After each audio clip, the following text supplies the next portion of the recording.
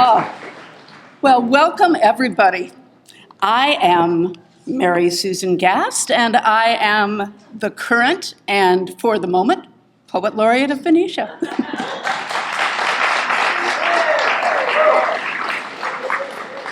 And I want to welcome you all on behalf of the Benicia Public Library, of which the Poet Laureate program is just one aspect of its service and outreach to the community.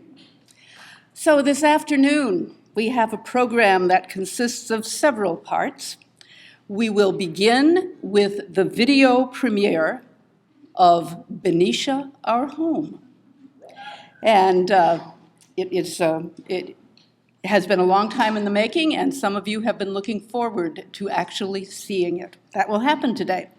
We'll then do an overview of poetry in Benicia, and that will make way for a presentation by California Poet Laureate Lee Herrick. And we are all looking forward to hearing from you, Lee.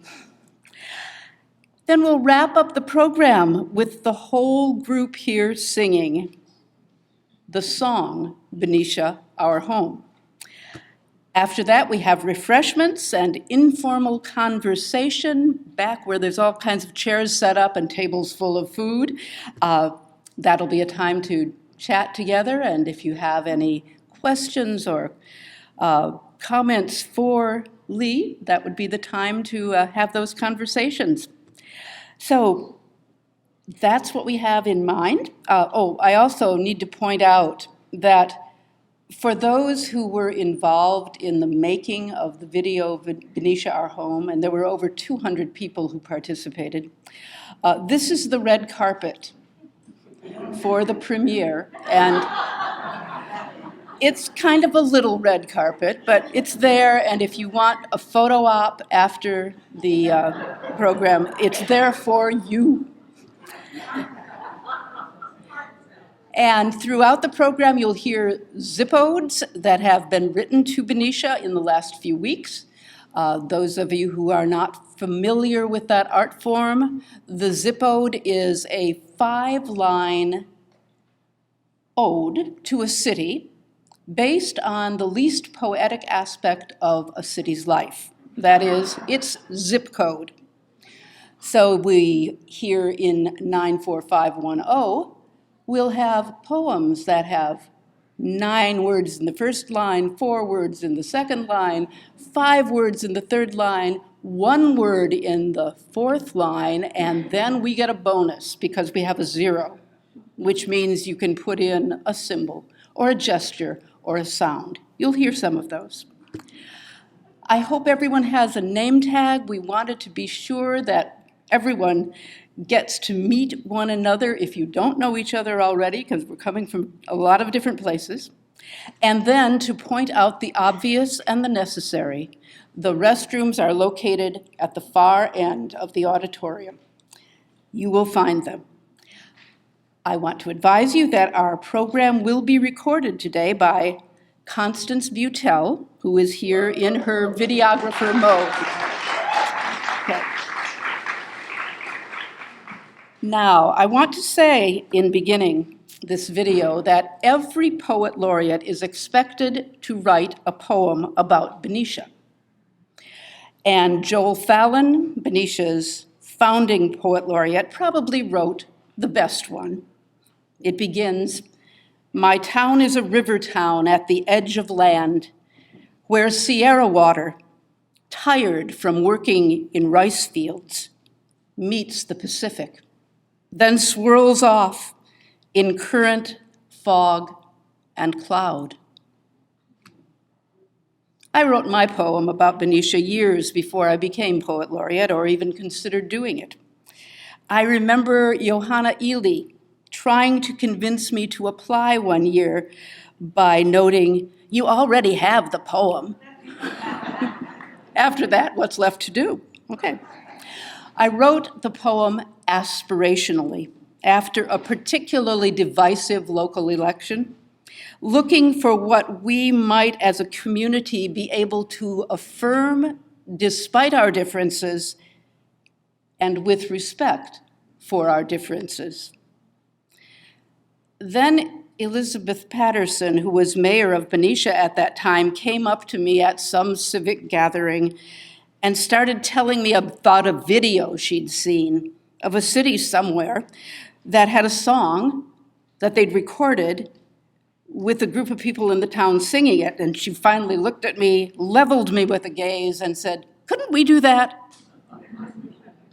I mumbled a response, but I was intrigued.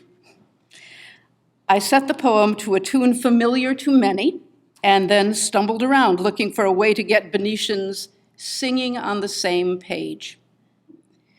The story of how that happened is told through the video we are about to see. The making of Benicia Our Home is the first part of the video Delights Today, and it is followed immediately by the very brief and very artful video Benicia Our Home, which is a gift to the city of Benicia. Links to that video will be available and I think may be recorded in your program. All right, let's begin with the video. Benicia Our Home.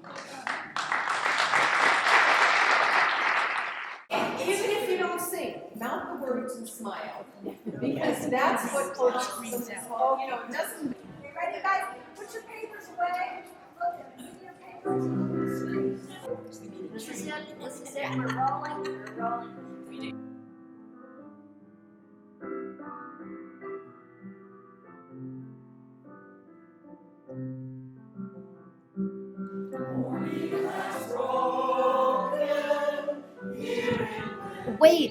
Wait. No, before we get to the singing. Hi, my name's Constance Butel, and when I retired from teaching in 2015, I thought a good project would be filming a year in the life of Benicia, California, where I've lived for the last 30 years. I started with January 1st and filmed right through the year to December 31st. But even after a couple of months of initial filming and looking at what I had captured, I found, well, the video was kind of boring. Despite the interesting things that happen here, the video didn't have any life to it. And so you can see why.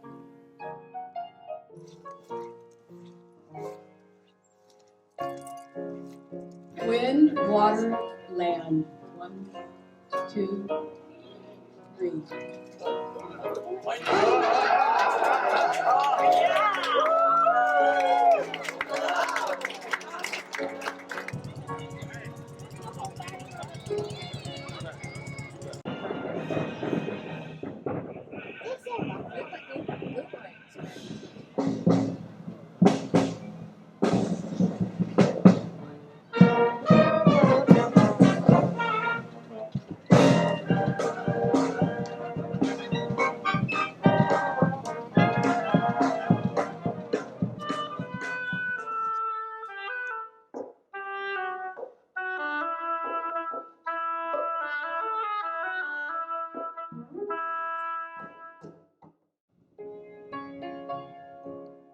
While we all love Benicia, its sights and sounds and traditions, without something to animate these scenes, it really didn't show the heart and community feeling of our little town nestled along the Carquinez Strait, just 40 miles from San Francisco. 5, 4, 3, 2, 1.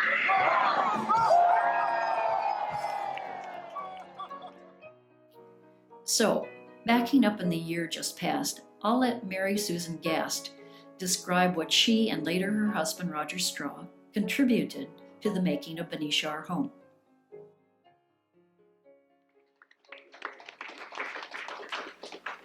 And now I'd like to present a work in progress for a work in progress.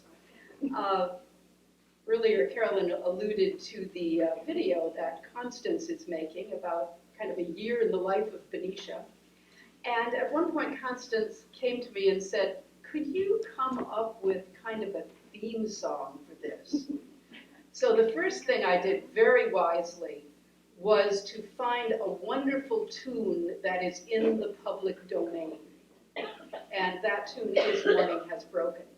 So we're building on that. And then I've written a couple of verses, and I'd like to sing them for you. I hope I do. I hope I am able to do that. And you can hum along if you'd like. And then... Well, the first version was a sing-along at the Relic Bar. I don't know whether it helped sell any drinks or not, but the problem of singing at the same tempo and in the same key was a puzzle until I decided to ask my friend Barbara Reardon, an accomplished musician, to record a piano version of the song Morning Has Broken.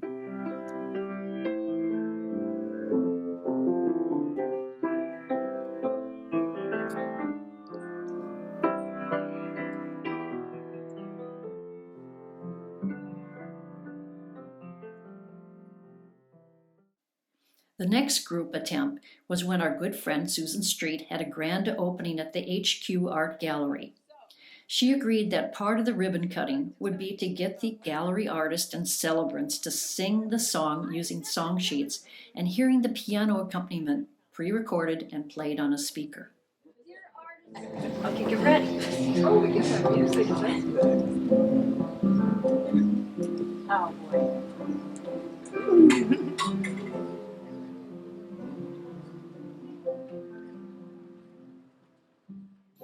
That worked pretty well, but I learned that if we wanted to see people's faces, we had to move away from song sheets to projected words and a much more amplified piano recording. The next opportunity to film came in 2017, when the city of Benicia celebrated its anniversary in the historic State Capitol building. By that time, we had scrolling words and synchronized music and scenes of Benicia showing up behind the words to inspire the singers.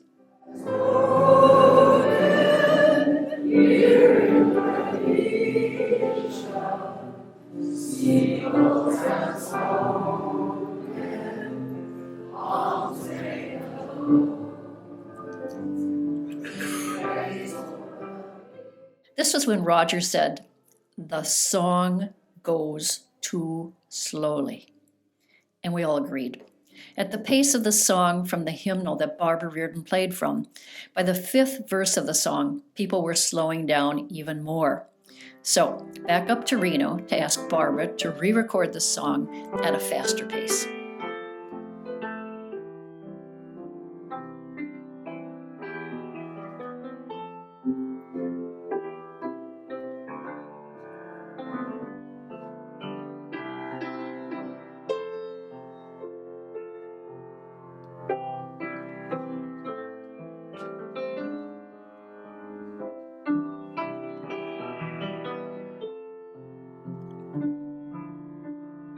Good friends from Minnesota, Peglin Loff and John Reilly, were visiting in 2018, and I was showing John, a cantor at his church, the scrolling text.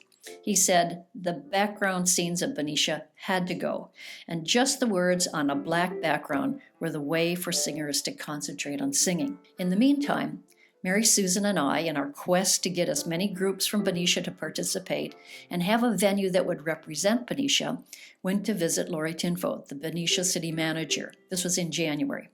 And we went to ask if the city council chambers could be made available for singing. Be prepared. How unready could I be? Exactly. Yes. This is our first official thing of Mhm. 2019 for Right. Benicia Our Home. Yes. Benicia Our Home. Mary Susan published a call for singers in the Benicia Herald. And to quote her, she said, "There's something about singing together that lifts our spirits. Singing the same song, we find ourselves quite literally on the same page. You don't need to be a great singer. Maybe you've never sung together before. All okay. The song is fun, the words reflect Benicia's beauty and diversity, and the tune is familiar to many." The big breakthrough came when Annabelle Marie, the inspiration and genius director of Wena, Benicia's professional children's choir, agreed to be the first group for the 2019 productions of Benicia Our Home. What a thrill and honor to have the talented members of Wena set the mark for us. With many traditions, with many perspectives, with many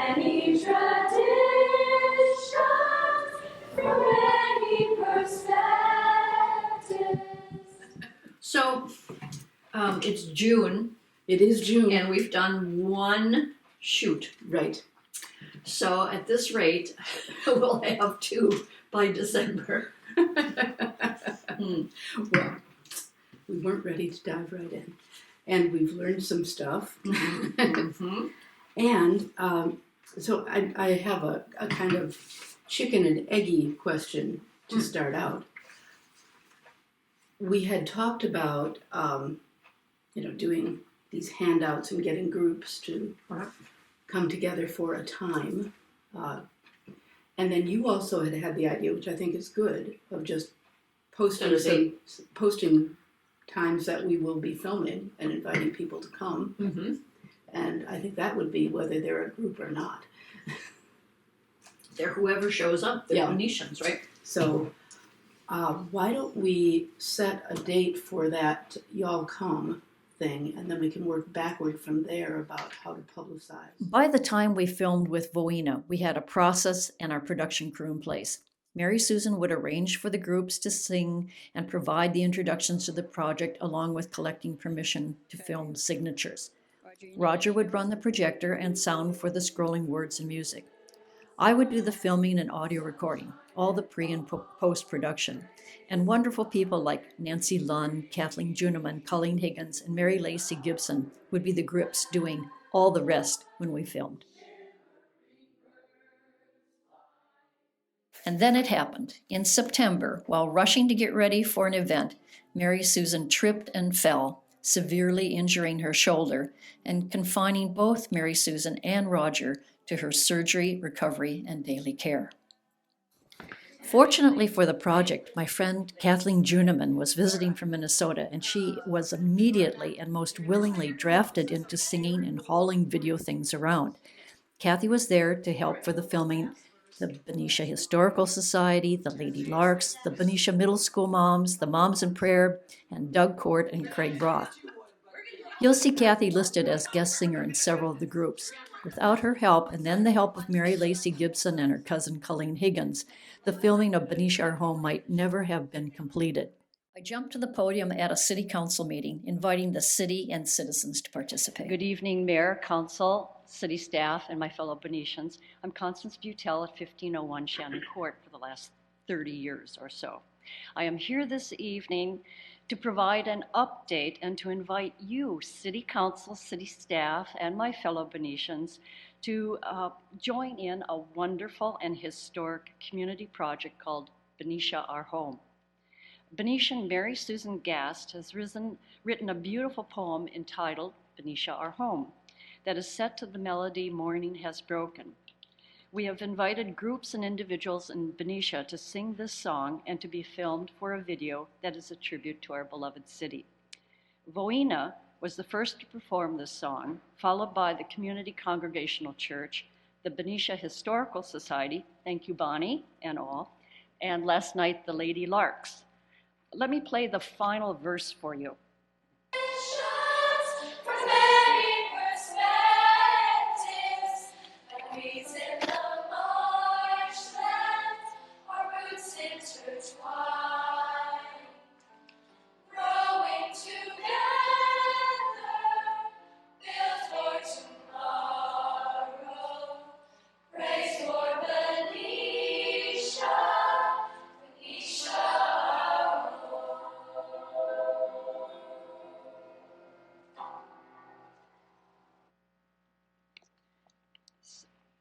Each filmed group is uploaded to Benicia Our Home playlist on my YouTube channel, and links are provided for them. The final output will be a mashup of all the voices singing. On deck to be filmed are the Golden Gate Symphony Orchestra and Chorus, Benicia Group, the Tuesday Breakfast Group, St. Paul's Episcopal Church, St. Dominic's, Benicia Historical Museum, Benicia Poets, Moms in Prayer, Benicia Middle School Parents, Doug Court and Craig Roth, Sustainable Solano and Arts Benicia. A number of others, including our Benicia schools, have been contacted. Tonight we are asking anyone who wishes to be a part of this project to join us here in City Council chambers on Monday, October 7th at 2 p.m. And City Council and City staff, we can film you according to your schedules. Really, who would want to miss out on this wonderful and glorious opportunity? So thank you, and thanks to Laura Provencher, who is for helping us to arrange City Council chamber access. Thank you. All right, thank you very much. How we worked the filming was to have each group sing the song 3 times. The best version would then be selected for that group's YouTube upload and for use in the final composition mashup. Things do happen when filming, like with the Lady Larks, talking before the first version of the song was completed. You know what would help is if you tell us where you want to. Yeah. Sorry. Or Rancho Benicia, when a delivery man slammed the door. Or Benicia Lutheran Church members who couldn't hear the music and so rushed past the piano accompaniment. All can embrace.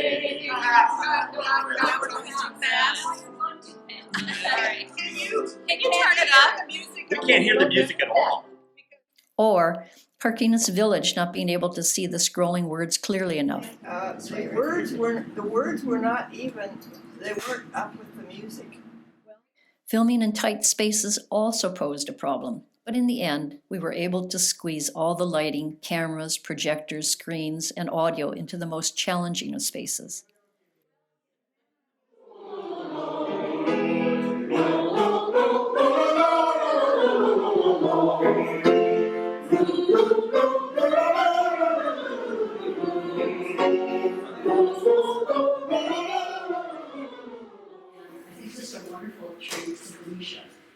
People have asked, how will this be used? Well, it's not going to be commercial. It's just really a gift to the city of Benicia and all the people participating. And when it's ready, I'm hoping sometime first quarter, we'll have a big bash, and I don't know, maybe I'll rent the DFW hall and we'll have a grand showing of the whole thing. And as I said, we don't know if this will work or not, but I may put together the making of the singing of Benicia Our Home. Mary Susan did heal, and Roger's carrying responsibilities lessened. The original crew was able to come together, first Roger joining Mary Lacey Gibson and myself for filming Heritage Presbyterian Church choir members, and then the whole crew, Mary Susan, Roger, and myself, for filming the Benicia Historical Museum members and the artists of Benicia at Arts Benicia. As we looked at the various mashups of the song, we noted one very important group in particular was missing. Mary Susan and I headed once more to Lori Tinfo's office, she's the Benicia city manager, to ask whether any volunteer singers from the city staff would be able to sing. With understandable caution and concerns, Lori did decide to offer the option to city staff who would like to participate to do so. And what happened? In March 2020, the coronavirus pandemic put a higher priority on the health and safety of our city than singing. For months now, I've been sitting at the computer learning ever more about the film editing trade, especially in providing clean audio of the piano and then the ultimate mashing or syncing up of all 16 groups into the final verse. Each participating group had their full singing performance uploaded to YouTube with hundreds of views and hopefully thousands of views over the years to come. So here we are. In the end, this 5-year journey has allowed a very privileged and heartwarming view of just how much we Benicians love and appreciate our city and want to share it with you. We have been invited into each other's homes, art galleries, public spaces, and churches to witness and memorialize this heart song of our community. Altogether, 234 people participated in this gift to our city and to the world. With the genius and heart of Mary Susan and Roger's beautiful poem, The Making of Benicia Our Home shows how we all truly can say and sing, praise for Benicia, Benicia Our Home. And now, without further ado, Benicia Our Home.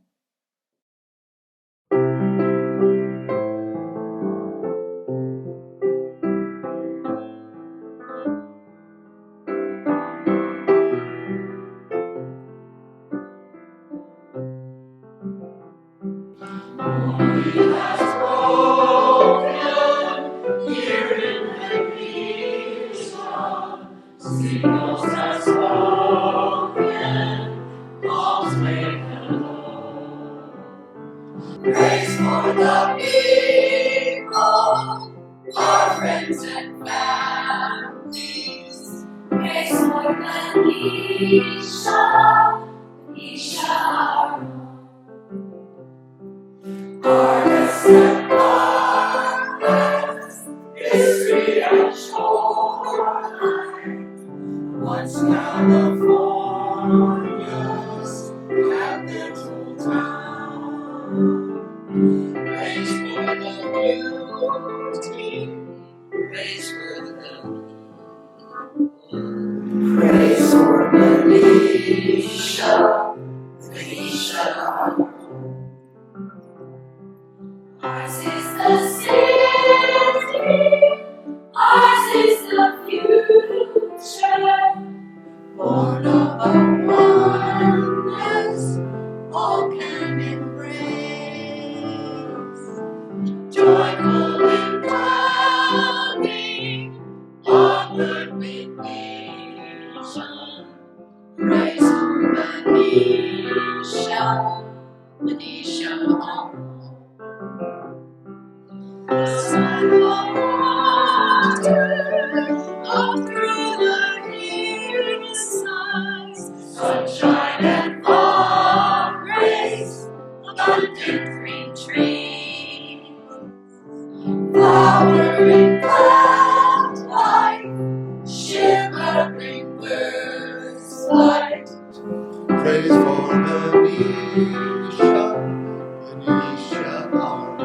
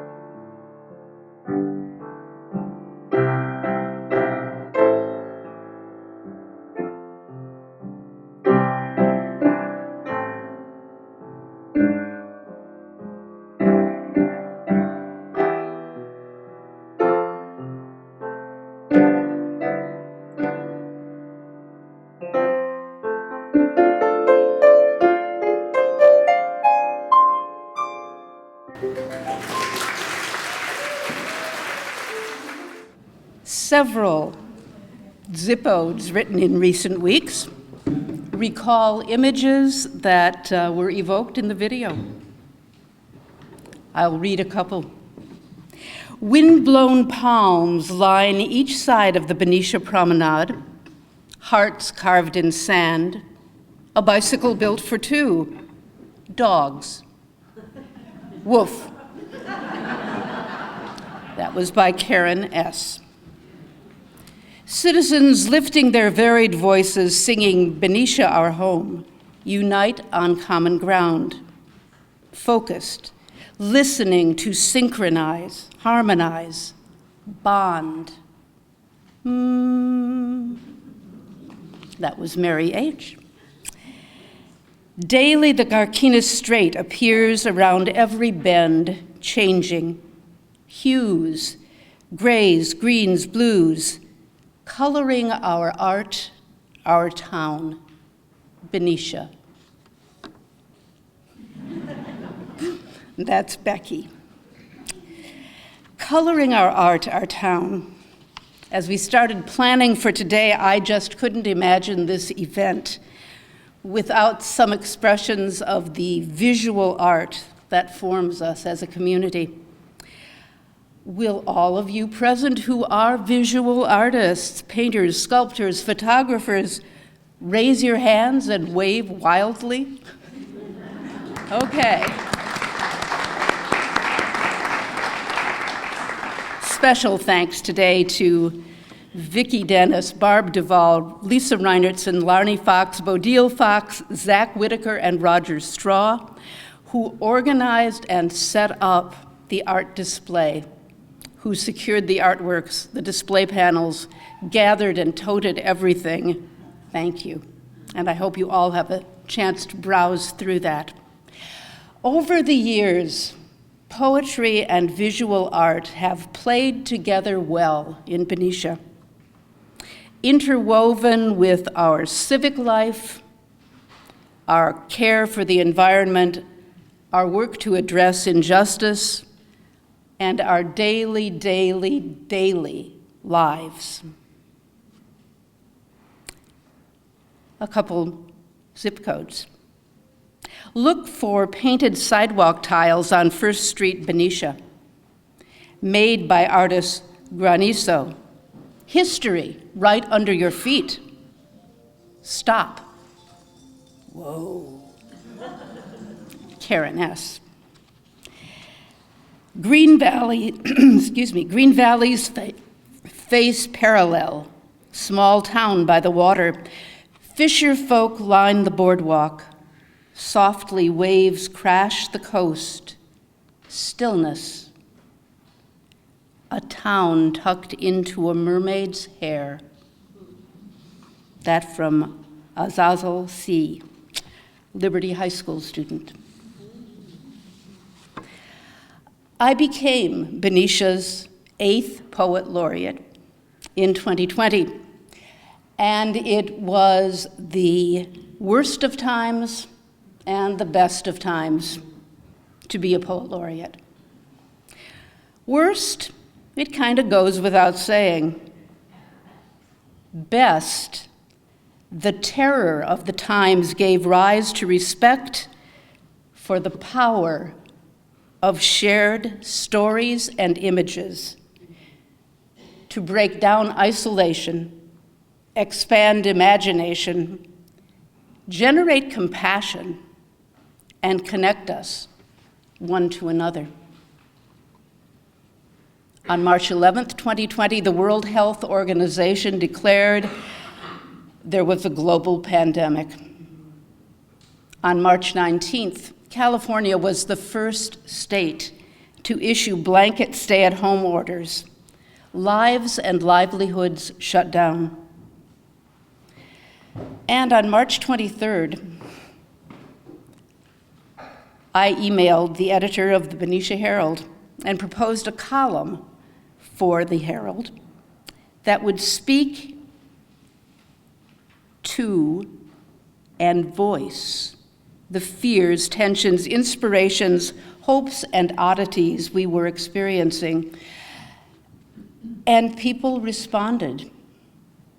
Poets, writers, folks who had never previously written for publication sent their material.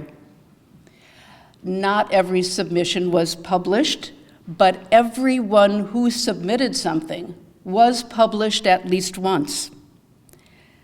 Raise your hand if you have written something that has been published in the column Going the Distance.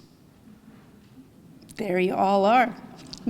And raise your hand if you've read the column Going the Distance, either in the newspaper or by email distribution.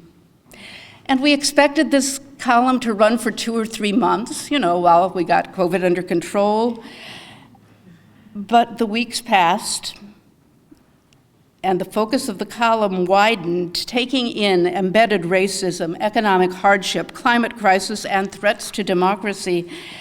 After the murder of George Floyd on May 25th, the title of the column widened.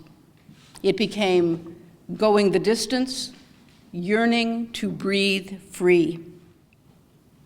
As 2020 brought forth a record-breaking wildfire season, Yearning to Breathe Free took on greater depth of meaning. To breathe free in all senses, free from all of the chokeholds that threatened to strangle us. Well, the vaccine was developed and distributed, and yet Going the Distance has continued and continues now and probably will keep going with the subtitle, Not There Yet. The writings from that column from April 1st through Election Day of 2020 by more than 60 writers from diverse ages, backgrounds, circumstances now appear in the book, Yearning to Breathe Free, a community journal of 2020. It's not an anthology of everybody's best poems, although some are wonderful.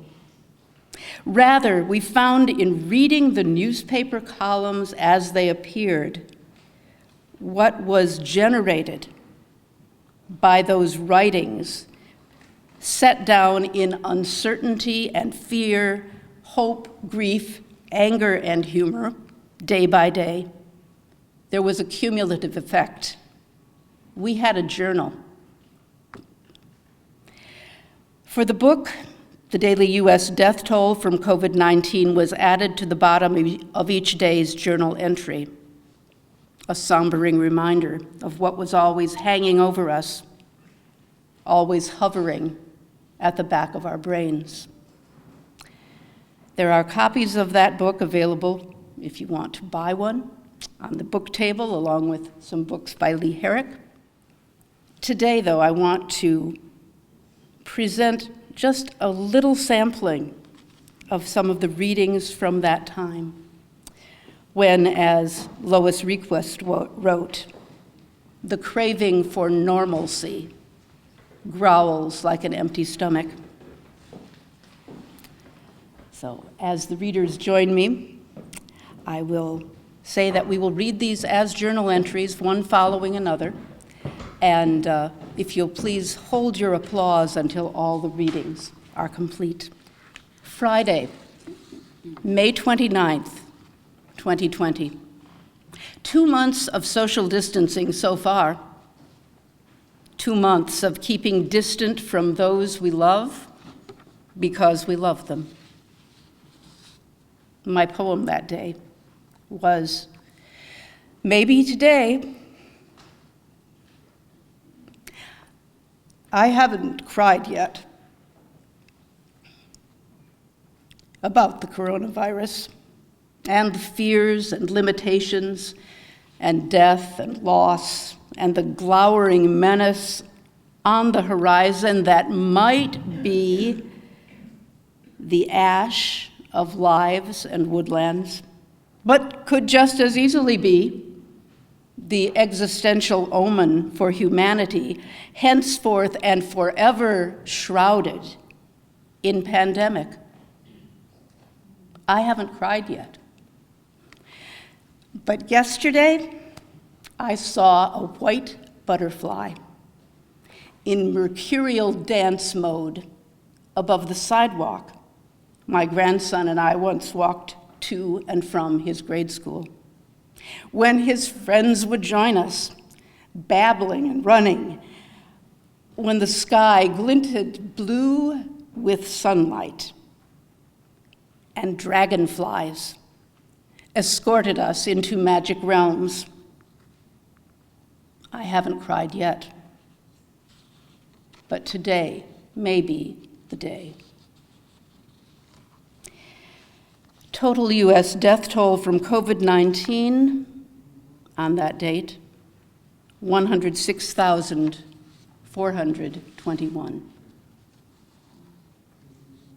Sunday, June 7th, 2020.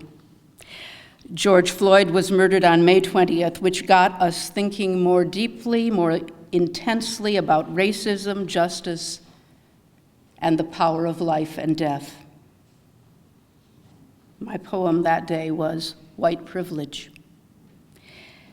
It comes to us white people before we are born, like an unsolicited credit card that somehow we can't revoke, no matter whether we have been granted the full credit limit, no matter whether we have worked to dislodge the stone of bigotry and melt the ice of indifference, no matter overlapping systems of oppression give us an edge in surviving COVID-19, in surviving, period. Free from the stalking terror of 401 years of ingrained, swaggering impunity that screams with brandished weapons and whispers in the awful intimacy of a chokehold or the nonchalance of a knee bearing down on a neck. Only white lives matter. Time for white folks to drop the limp, rancid veil of unholy innocence and go all human. 113,888 total US deaths from COVID-19. Good afternoon to you all. My name is Dr. Janae Bryce, and I was the first Poet Laureate of the City of Vallejo, 2015 to 2017. I am honored to be here to celebrate our friend, Mary Susan Gast, the 8th Poet Laureate of the City of Benicia. Let's give her a hand.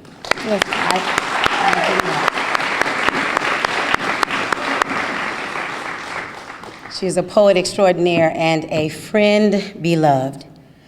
I was asked to read this poem as I read before, but I want to give a bit of context to the text itself.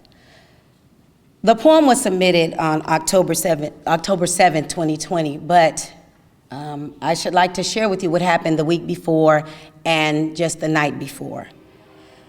I went to bed angry. I was frustrated, irritated, aggravated, all of the odes. I had it. I was just angry. There was residual ash from the continuous, relentless wildfires in my backyard that had settled on my car, on my psyche, in my spirit. I was just about done. Not to mention the fact that I was asthmatic and the particulates in the air posed a particular problem for me. I thought about it, and the poet in us tends to analyze and reanalyze as we write and rewrite. I was sitting in the living room and I thought about it. The picture was pretty bleak because I could not aspire, that is hope, to conspire, that is to breathe with my own family members, for fear of the thought of respiring, just breathing, could cause someone to expire. I was at my wit's end. It was too much. Climate crisis and racial disparities, and the death of another black man on the street of another black city. I'm telling you, Janae had it. I got up that day determined to just walk. The bike I had ordered from Amazon didn't come back right, it was a mess. So I decided to just walk. I was going to walk in my neighborhood. And all of a sudden I looked up in the sky and I didn't even recognize the sun. Where was that yellow orb I was so used to seeing and would recognize any other day? It was some red circle suspended in that. It was too much. And so I tried to encapsulate the moment with just a few words. On Wednesday, October 7, 2022, a Tuesday text. I won't be bogged down in the reasons why, for when I looked up in today's sky, I saw the sun, and it was one in vermilion again. As of today, 212,634 total U.S. deaths from COVID-19. Thank you. Sunday, October 11th, 2020. Dear future, will you be there for me? On that day, there were 215,712 total deaths in the U.S. from COVID-19. Hi, my name is Ramona. I don't live here. I'm from across the water, but Mary Susan lets me come First Tuesday Poets, and I'm very grateful for her presence there. The last 3 years, she's kept us going. And also welcome Lee and family. It's great to have you in Benicia. My journal entries from October 28th, 2020. September 2020 brought scorching wildfires, burnt orange skies, and the shocking death of Supreme Court Justice Ruth Bader Ginsburg, AKA the notorious RBG. While the nation mourned, the GOP wasted no time in stealing yet another nomination to secure a partisan majority on the court. The sorrow was palpable. In October, lies and misinformation fell like toxic rain from the atmosphere of Republican rhetoric. Doubt and fear, hate and division were dark clouds in the brooding sky as COVID deaths continued to rise. 6 months had passed since I lost my mother, herself named Ruth, so my grief was still raw and my heart was still reeling. My poem, Late October Wind, was written after an October storm that seemed to me to be the physical manifestation of the emotional whirlwind that swirled around the 2020 presidential election. Late October wind. It's rattling my bones, the late October wind, battering the roses, shivering my skin, twisting the hibiscus, howling through the doors, moaning through the windows amidst this pandemic pre-election storm, threatening our democracy, dismantling sacred norms, abandoning facts and integrity in eerie, foreboding tones. As of this date, 229,357 total U.S. deaths from COVID-19. This poem is entitled We the People, and the author's name, I forget. Jeanette DuBois. Jeanette DuBois. Is she here? No? She wasn't able to be here. Right, okay, so we want to make sure we recognize her. We the People, Sunday, November 1st, 2020. The sting of indifference shall straddle the land until we the people compose songs of commitment. When sacred lyrics splatter the ground like falling rain, the colors of the ripened corn shall bring truth, justice, and safe journey to the people. Hang on to hope, stay balanced in tradition, gather holy water from sacred wells. Rejoice, marvel the heavenly wonders, sing the sacred songs. Total U.S. deaths from COVID-19 as of this date, 232,836.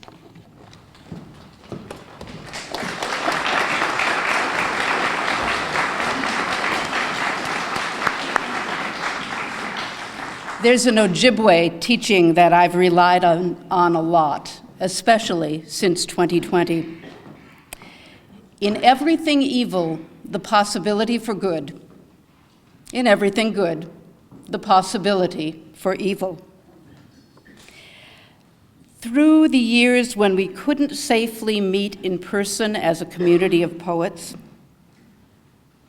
we contended with, we were challenged by the Zoom technology, the glitches, the isolating little lined up boxes, and the debilitating absence of touch.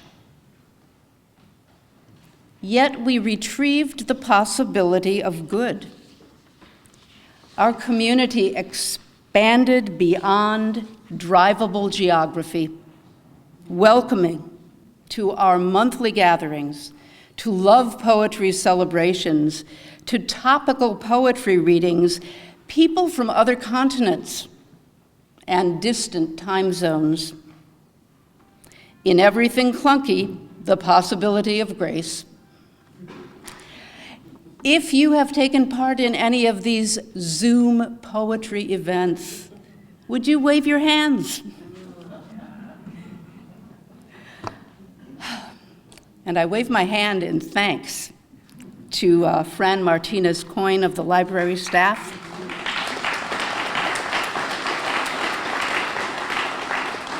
who has been our mainstay in our ventures into electronic gatherings.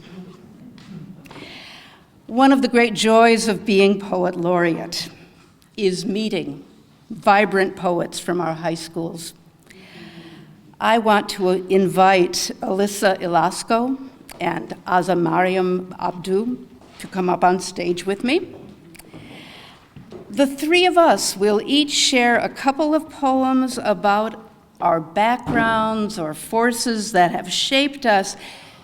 And even though I am about 60 years older than either of you, and it's pretty clear by looking at us that we all come from different heritages, I'm pretty sure that our poems will connect us to one another and to our listeners, and that our stories will strike responsive notes even in those whose lives and histories are very different from any of ours. I'll start.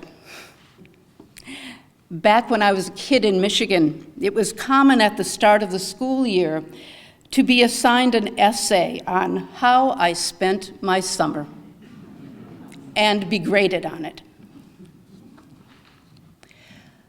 For the most part, they knew better than to ask me, come September, what I did last summer. Summer was sweat and mosquitoes and getting out to the strawberries early as you could, so that maybe you'd have an hour or two of blessed coolness before the swaggering sun took its ascendancy and fixed its haughty and unremitting heat on this precise patch of dirt, rotting those berries quicker than you could snap them off their stringy vines, barbing your forehead right where your third eye should be, congesting your maxillary sinus cavities with devil-dancing pollen, overlaying any thoughts or promises of poetry or escape with a stifling, fetid blanket of dust and the slow groaning passage of time. No, I do not ever now respond graciously to the invitation to gather berries of any hue or variety. Hand-lettered "you pick" signs along the highways do not beguile me. The clammy terrors, grumpy breezes, gnats, bees, and other flying zanies of those D- summers still infest me. And then, all of my grandparents were immigrants to the United States in the last decade of the 19th century, so long ago.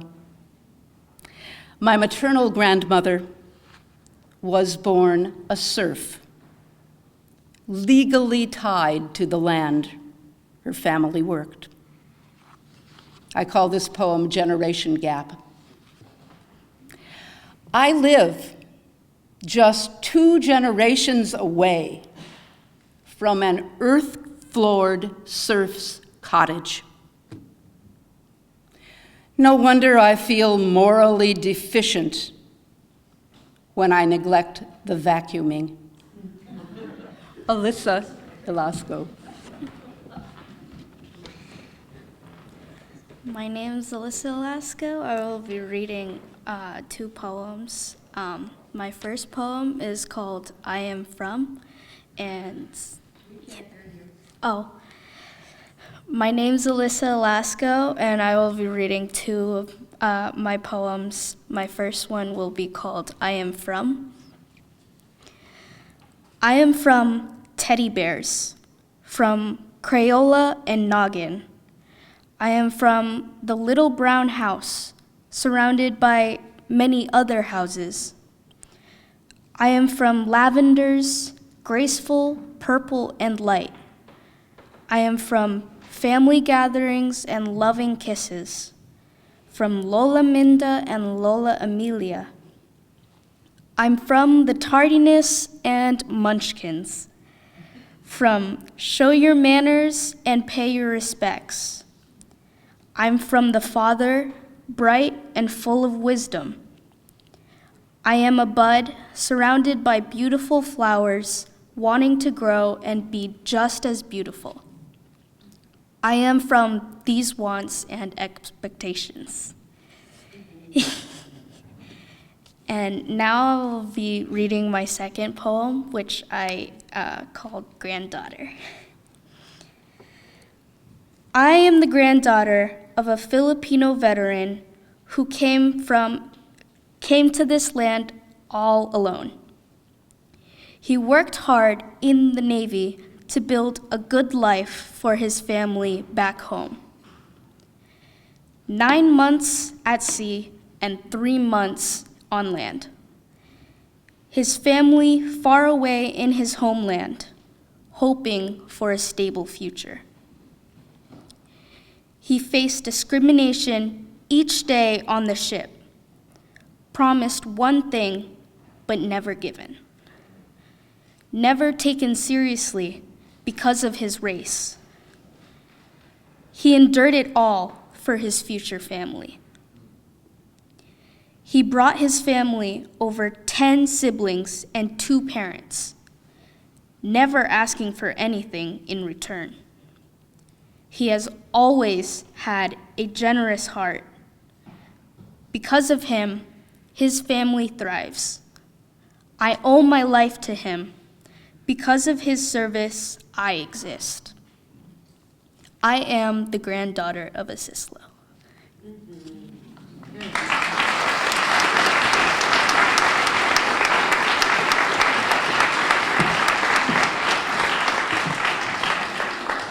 Hi, can everyone hear me?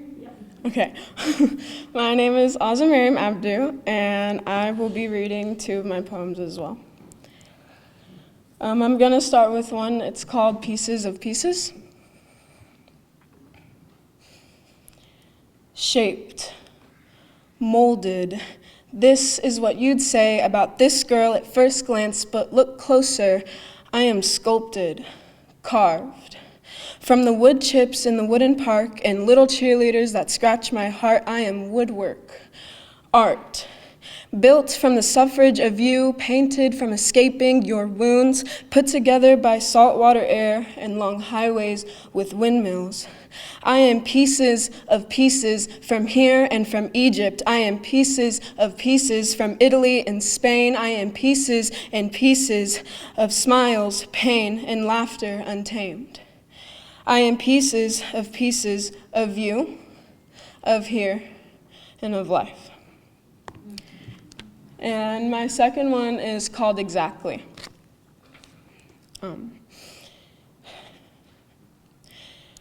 How do I become something that love wants to come home to? Stay exactly as you are. Now, this does not mean stop evolving. This means stay living as you are. Stay as alive as the ocean against its shore, repeatedly rejected, but ever so more intrigued. This does not mean go back to dead ends. Keep your sense of wonder. Wonder what will happen if you try again. Now, this does not mean convince. This does not mean force. Wonder softly. Be alive in every breath. Dance to the rhythm of the silence between sentences. This does not require a personal redesign.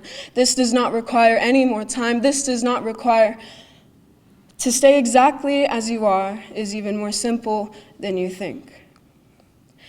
How do I become something that love wants to come home to? You are.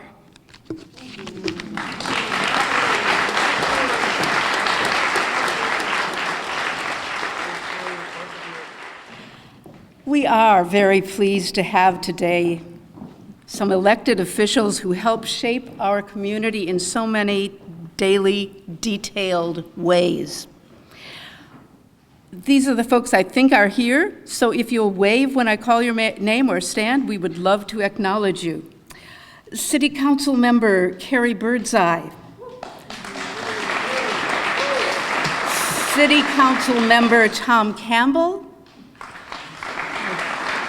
Don't see, but I think he's here. Mayor Steve Young. Our previous mayor, Elizabeth Patterson.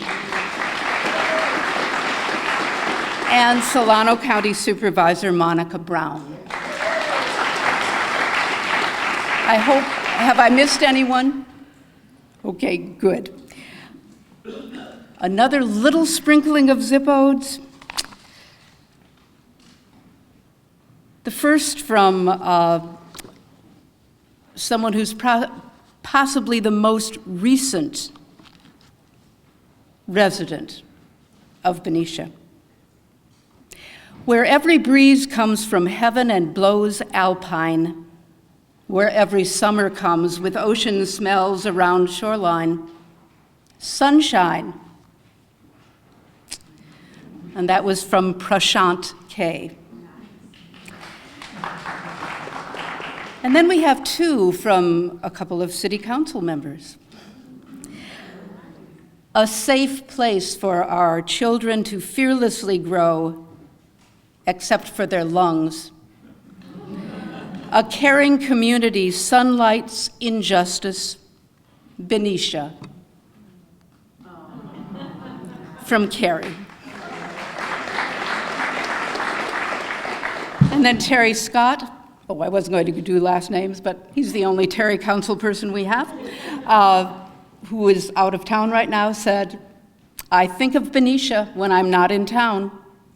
What crises are happening? Good to be out today. Money?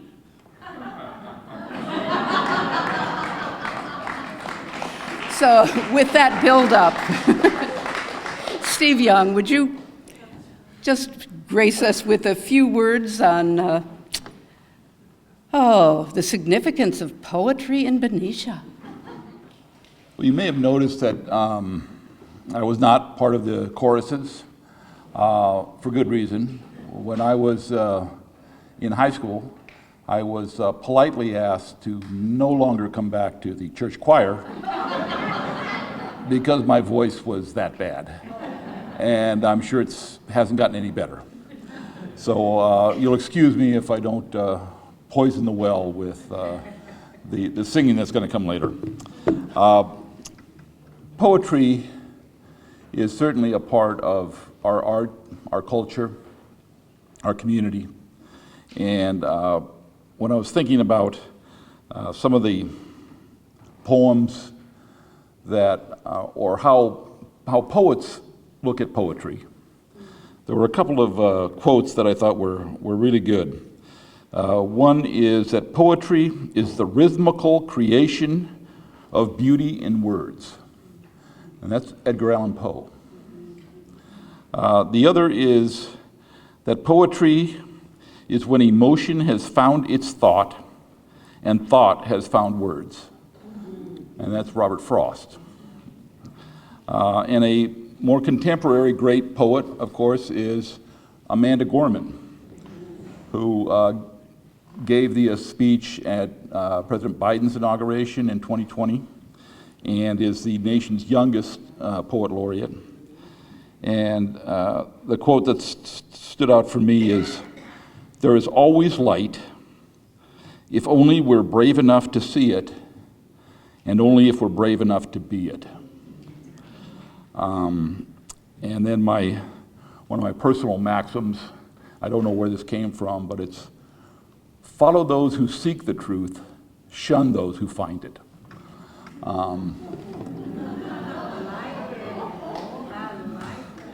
So that's really all I have to say. I wanted to thank, of course, Mary Susan and Roger, who are sort of the one of the most important, certainly political couples we have had in Benicia, and have meant so much to our community, both on the Benicia Independent side and Mary Susan's work as Poet Laureate. I think she's going to have big shoes to fill. I'm interested to see who the next Poet Laureate is going to be. And I just want to thank all of you for coming out and acknowledging the importance of culture in our community. Thank you. And now I am going to turn the MC and program responsibilities over to first Jennifer Baker, Director of Library and Cultural Services for Benicia. And she will be introducing our California Poet Laureate, Lee Herrick, who I understand is an old acquaintance of hers. These things happen. Yes, hi, my name is Jennifer Baker, and I am the director of the Benicia Public Library. I am not a poet, but I am a storyteller, so I have a story. It starts 22, 23 years ago. My husband, although we were just dating at the time, we had just moved to California. We landed in Fresno. And as we were kind of starting to get to know our new abode and our new community, our new state, one of the things we did was we joined a book discussion group. I think the main reason we joined it was because it was organized by my husband's boss and he was trying to earn brownie points. But we ended up in this book discussion group. So fast forward 22, 23 years, and I'm sitting in the library board meeting a couple of months ago, and we were discussing this event, and Mary Susan was giving her a report as Poet Laureate. And first I have to say before I continue, we don't have our 9th Poet Laureate yet, but that person's gonna have a tough act to follow, because my goodness. So anyway, I'm, as usual, getting ready for my report, so I'm only kind of half listening to her, and I'm scribbling my own notes, and I heard her say something about the Poet Laureate, Lee Herrick, and I thought to myself, that is so weird. I know somebody named Lee Herrick. And surely not, as she keeps talking about this person who's from Fresno. And so now I'm missing the rest of her report because I'm now Googling who the heck is Lee Herrick, and discover, sure enough, it is the person who led our book discussion group back in Fresno in 2000, 2001. And he became a friend of myself and my husband, Anthony, and we used to hang out together occasionally. But the main thing that I remember about that book discussion group, which was around a series of books that were written by local authors, many of them refugees to the California area, as my husband and I also considered ourselves. We were from Texas. And so and so it really just gave us such context and such color for getting to know our community. And it was great fun when we would drive. I remember the first time we drove out 152 and came across Los Banos, and we're like, hey, didn't we read about this town in that book, blah, blah, blah. And so it was really, I can't think of a better person to lead our greater community, the state of California, in learning about and learning how to express ourselves and to connect with our own communities through poetry. So I was just thrilled to see him. Neither of us has aged a bit, so but very thrilled to see him today, and very thrilled to be able to introduce our California Poet Laureate, Lee Herrick. I was getting emotional listening to that. Thank you so much, Jennifer. And before I get into my reading, if you will allow me to gush a bit, just being here only for an hour or so, what an incredible, beautiful space this is. This building is gorgeous, but the spirit in the room exceeds that. Yeah, and it's really remarkable. Just chatting with some folks when I arrived. Thank you for the warm welcome, but also I enjoyed hearing from so many of you the love that you had and that the community has, and that I now share, having seen the video and the work for Mary Susan. So thank you for having me, and if we could give her one more round of thanks.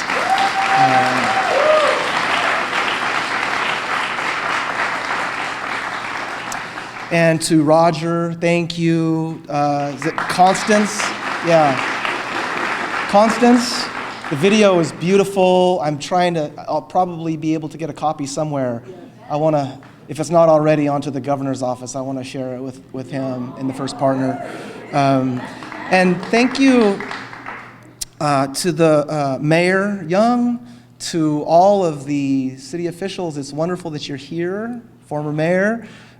Thank you all for being here, and Anthony, it's great to see you. I wanted to also, and I hope I don't forget anyone, I wanted to just applaud the readers, and I want to name them. I know you know their names, but if I can find the I don't know if it's nice or not to say young folks, younger than me.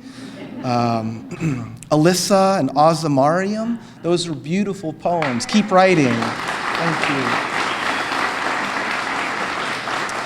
And to Janae, former Poet Laureate of Vallejo, Vaughn and Ramona, thank you so much. Beautiful work.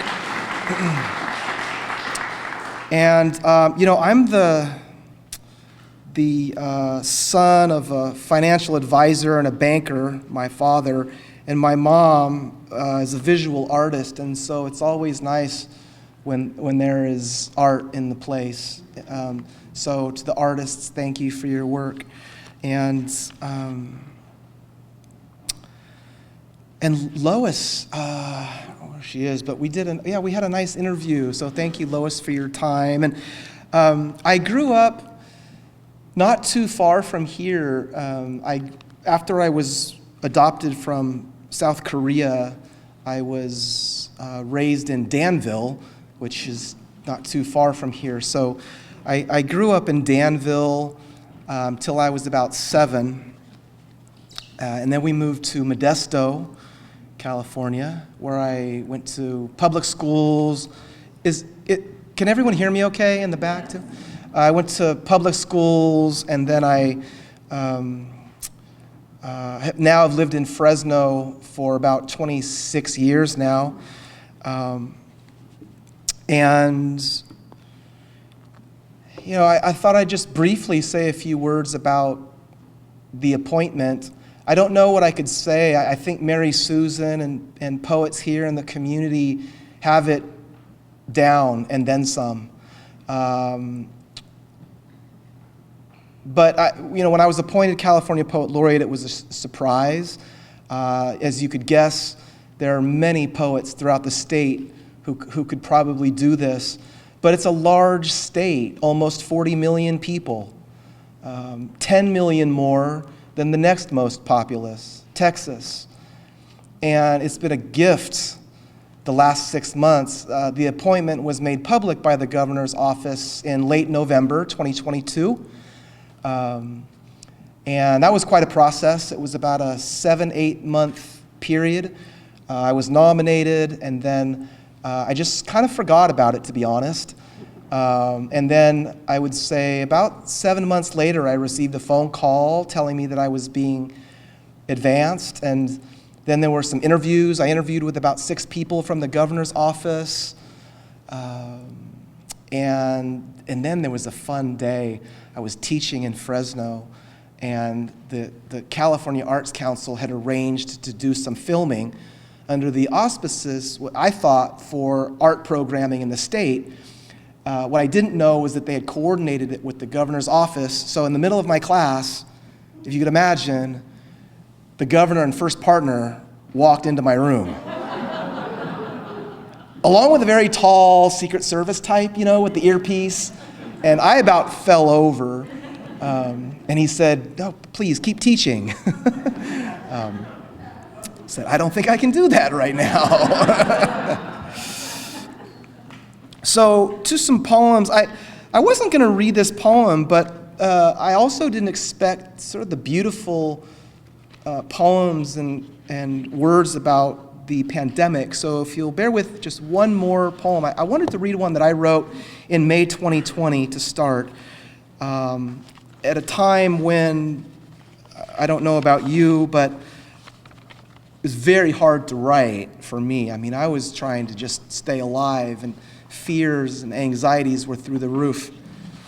I was eating an ungodly amount of Ruffles and ice cream, I'll just tell you. But I was asked by a literary organization to write a poem, and it was going to be sent to some nurses at Princeton and Duke. And if you remember, they were struggling immensely as well. So this was the poem. The birds outside my window sing during a pandemic. What we need has always been inside of us. For some, a few poets or farmers perhaps, it's always near the surface. Others, it's buried. It was in our original design, though, pre-machine, pre-border, pre-pandemic. I imagine it like the light one might feel through the body before dying. A warm calm, a slow breath, a sweet rush. There is, by every measure, reason for fear, concern, a concert in the balcony of anxiety, made of what has also always been inside of us, a kind of knowing that everything could break. But it hasn't quite yet, and probably won't. What I mean to say is, I had a daydream and got lost inside of it. There were dozens of birds for some reason, who sounded like they were singing in different accents. Shelter in place, shelter in place. You're made of stars and grace, stars and grace, stars and grace. Okay.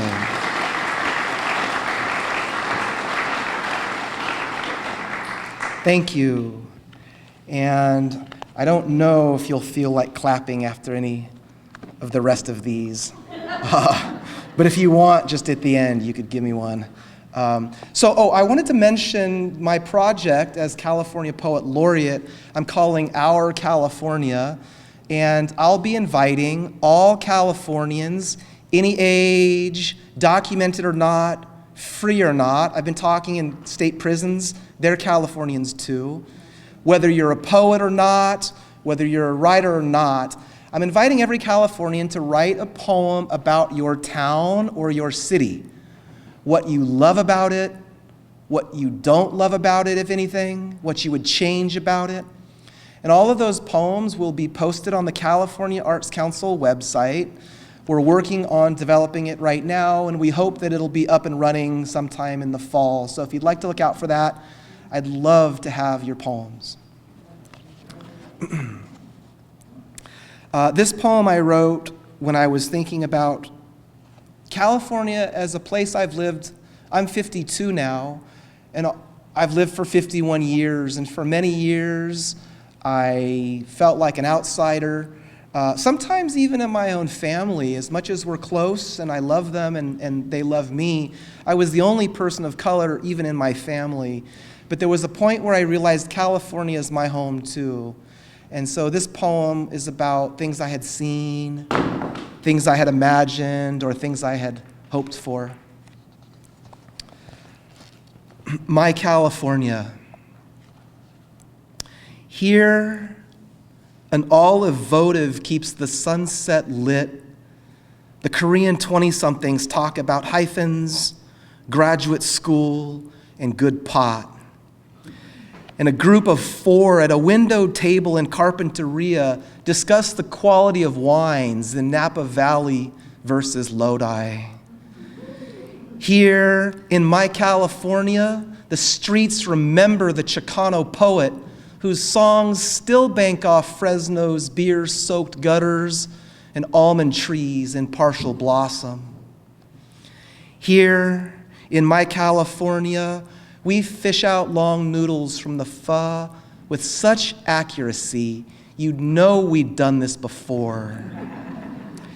In Fresno, the bullets tire of themselves and begin to pray 5 times a day. In Fresno, we hope for less of the police state and more of a state of grace. In my California, you can watch the sun go down like in your California, on the ledge of the pregnant 22nd century, the one with a bounty of peaches and grapes, red onions and the good salsa, wine and japchae. Here in my California, paperbacks are free. Farmers markets are 24 hours a day and always packed. The trees and water have no nails in them. The priests eat well. The homeless eat well. Here in my California, everywhere is Chinatown. Everywhere is K-Town. Everywhere is Armenia Town. Everywhere, a little Italy. Less Confederacy. No internment in the valley. Better history texts for the juniors. In my California, free sounds and free touch. Free questions, free answers. Free songs from parents and poets. Those hopeful bodies of light. All right. Thank you. Okay, so I think I'm going to read a poem. I just call them adoption poems. So I was born in Daejeon, South Korea, sometime in late 1970. I don't know exactly when I was born, which is often the case for transnational adoptees. But I know it was sometime in late 1970. I've never met my birth mother, or first mother, as we call them, or my first father or birth father. And so this poem is sort of a love song for her, but I think it's also a love song of sorts for adoptees everywhere. How music stays in the body. Your body is a song called Birth or First Mother, a miracle that gave birth to another exquisite song. One song raises 3 boys with a white husband. One song fought an American war overseas. One song leapt from 14 stories high, and like a dead bird, shattered into the clouds. Most forgot the lyrics to their own bodies, or decided to paint abstracts of mountains or moons in the shape of your face. I've been told mothers don't forget the body. I can't remember your face, the shape or story, or how you held me the day I was born, so I wrote 1,000 poems to survive. I want to sing with you in an open field, a simple room, or a quiet bar. I want to hear your opinions about angels. Truth is, angels drink too. Soju spilled on the halo, white wings sticky with gin, as if any mother could forget the music that left her. You should hear how loudly I sing now. I've become a ballad of wild dreams and coping mechanisms.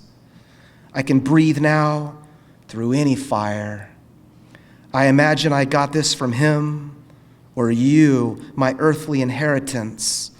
Your arms, your sigh, your heavy song.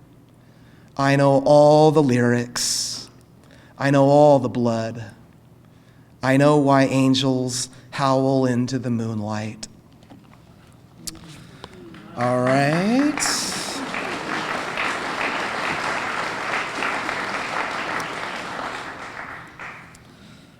Okay, so a little change of pace. Bless you. Is this a crossword puzzle crowd? Or do you play word games or Scrabble? Anybody? I'm so low tech. I said this once to an audience and somebody said, is it Wordle? Yeah, see, everybody knows that, except I was the only one in the audience who didn't know that. But that's a word game too, right? Okay, I love word games. My mom, growing up, we'd always play Scrabble, you know, and she was always doing crossword puzzles. And I was on a flight,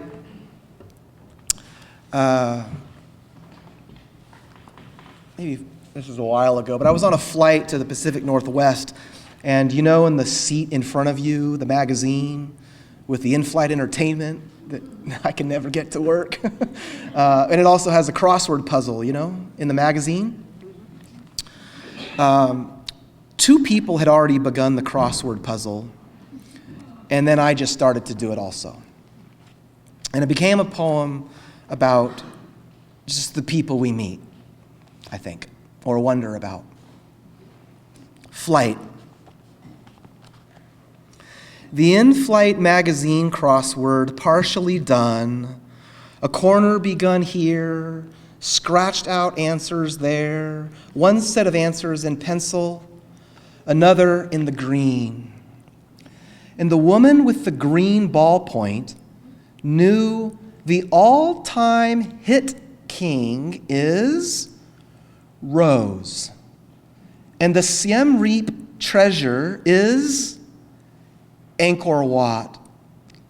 And the woman, perhaps en route to hold her dying mother's hand in Seattle, forgot about death for 10 minutes while remembering her husband's Cincinnati Reds hat while gardening after the diagnosis.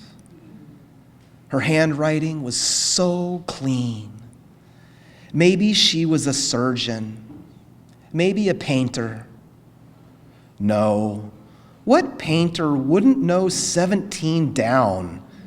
Diego's love, 5 letters. In a rush, her dying mother's voice came back to her, or maybe she was a Chinese adoptee, and her first mother's imagined voice said, "Wo ai ni." At 30,000 feet, you focus on 33 across, Asian American classic. The woman. When a stranger in the window seat sees the clue, watches me write in W, and she says, warrior.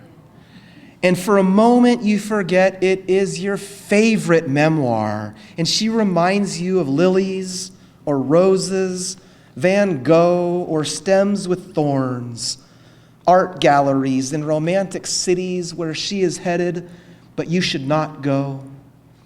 And the flight attendant grazes my shoulder. The crossword squares, the letters, the chairs and aisles seem so tight in flight, but there is nothing here but room, really. Maybe the next passenger will know what I do not. 64 down, 5 letters, purpose. And why do we remember what we do? We know the buzz of Dickinson's fly in the number of years in Marquez's solitude. But some things we will never know, as it should be. Why the body sometimes rumbles like a plane hurtling over southern Oregon. How exactly we fall in love, or if Frida and Maxine Hong Kingston would have loved the same kind of tea.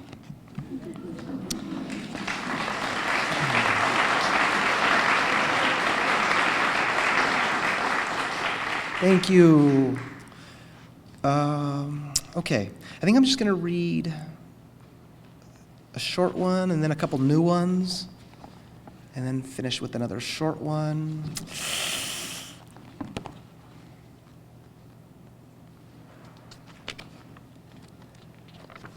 Exile. Our natural state is not defensive or tense, but water in a resting state. We state this to be true in an age of inquiry, our failure to put what is just before ease. There are lovers in another country reclining by a fire, admitting love in a common language with faith in the exiles of their state, where a woman looks at her friend and says, please, put down your bag and stay. Please, stay to see how the movie ends. Take my hand. I think the city might go up in flames. And then I'm just going to read, a couple new ones, and then I'll finish with one from Scar and Flower. I'm writing a lot about sound these days, so I was just thinking about sounds that we no longer hear, you know? You can think of sounds we just no longer hear for whatever reason. And so this is 2 sonnets. Partial crown. Oh, I'll just say this in the way of, for the poets or with the poets. We poets, maybe it's like artists. My mom driving on the freeway, I have a memory of my mom. We were driving somewhere, maybe on the 5, and she pulled over on the freeway safely because she saw a field of mushrooms. You know, and poets, I think, are similar, where we think of something, we just have to, we can't keep it out of the poem, or it's going to make its way into the poem. And I only say this because I found that my birth mother made her way into this poem at the end also. So this is partial crown in praise of absent sounds. I want the fax machine, the dot matrix buzzsaw of news across the wire, the young woman's lisp and fire during solo moonlight road trips, the shuffle of predictable card tricks, the acoustic chord like sweet desire, the rotary dial and pronunciation error. When I say absent sounds, I mean typewriter key as much as anio or ye, the 8-track plunk as much as Korean vowels drawn out at the end like a plain blue sky. I want to know the way home. There's not much more I need. Home, There's not much more I need except to know how much blue sky there is from here to you. Why I sometimes hear your voice, freed, wild, true. Please, take the lead. At times, I thought I was going to die. At times, fire. At other times, firefly. My daughter was 4 at the art gallery and called it the art galaxy. A malapropism I wish existed. Star, sonnet, serenade. I want the mispronunciation, broken rhythm and scratched record, survivor wisdom, a mother's prayer for her son who stayed perfectly still when she left and kissed him. And then I think, okay. 2 more? Okay. I'm going to read one more new one, and then I'll just finish, because I want to end on a little bit of as happy a note as I could possibly make it. I don't know if this will be happy or not. Yeah, this is happy. Towards the end, when we could go out, but not quite, an editor asked me to write a poem about open spaces and food. Benicia's a good food town, I imagine.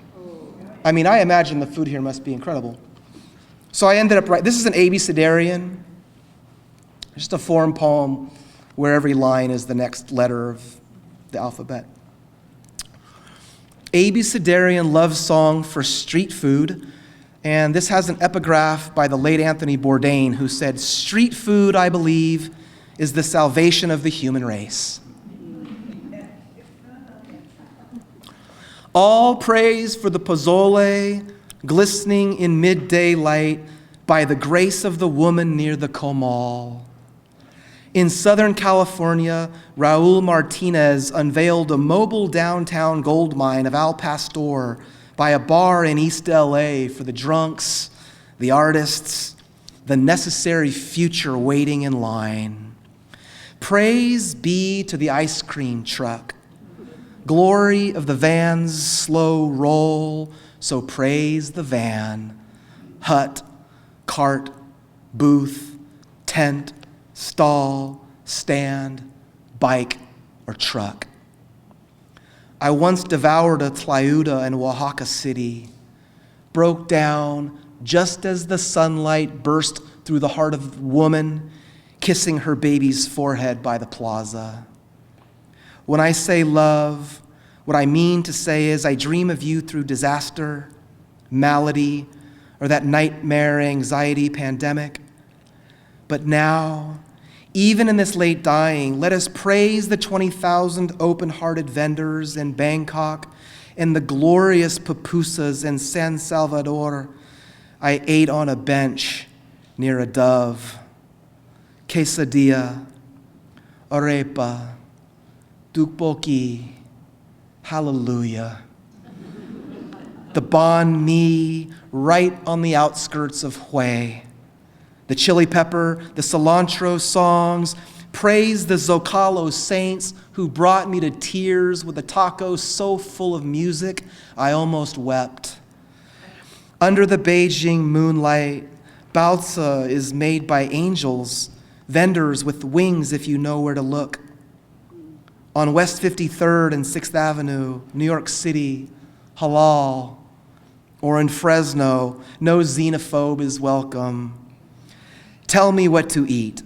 Your chuan, your elote, your mouthful of pure zen, like savory, surprising flashes of heaven.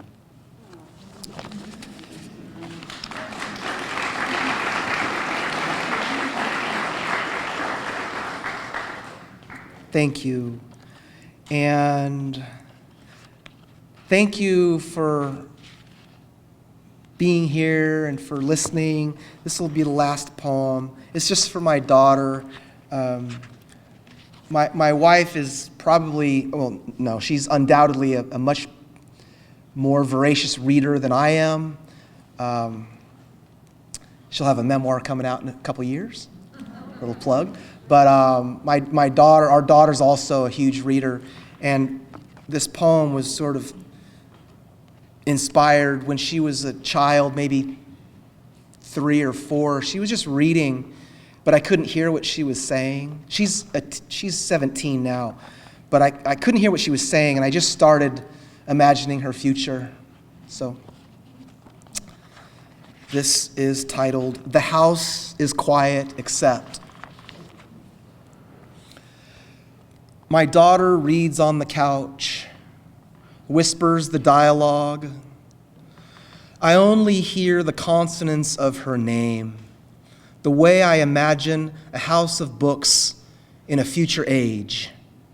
2035, when I will be 65 and alive, I hope, and she will be 31, perhaps with faith and a love she can count on.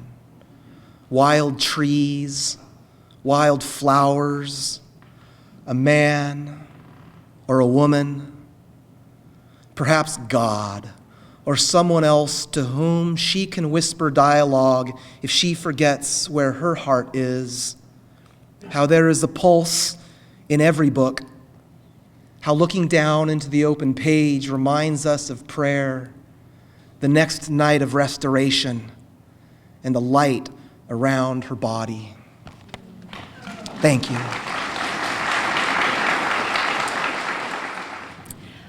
All right, we are about to wind up this portion of the program, and then we'll go and have some refreshments, and you'll have some time to talk together and maybe talk a little more with Lee. But we are going to end by singing together Benicia Our Home. And whether you physically live in Benicia, or whether you're connected to Benicia by other ties, whatever your hometown, we'll sing together, remembering that the name Benicia denotes blessing and benevolence, and that our communities are a source of our gifts and challenges, those that have graced and shaped each of us.